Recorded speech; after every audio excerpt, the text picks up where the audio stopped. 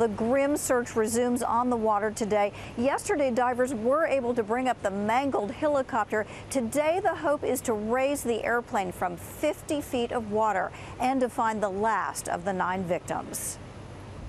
It was to be a brief 12-minute tour from the air, but the helicopter had barely taken off from Manhattan and headed across the Hudson when it was apparently struck by the Piper aircraft, sending both plunging into the river. That helicopter was in water that was about 30 feet deep.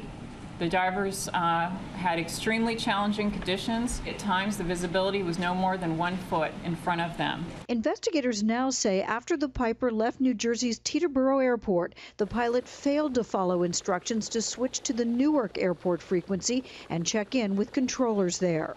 Teterboro attempted to contact the aircraft with no result, and shortly thereafter, the target was lost. A government source says the plane, at about 1,100 feet, was apparently making a climbing right turn when it collided with the Tor helicopter. How tough is it to maneuver safely over the Hudson River?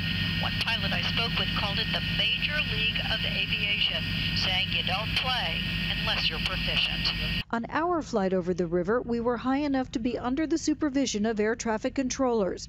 WABC reporter John Del Giorno prefers it that way. It can get a little nervous out here, a little nerve-wracking. But below 1,100 feet here, pilots are on their own. No controllers guiding them in the crowded airspace.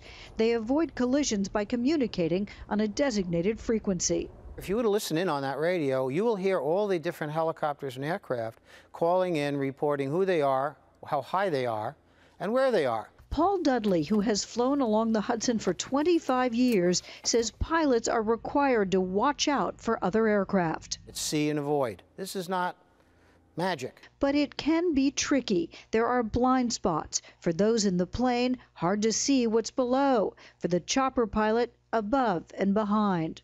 On that sunny Saturday, the tragic consequence. 9 dead.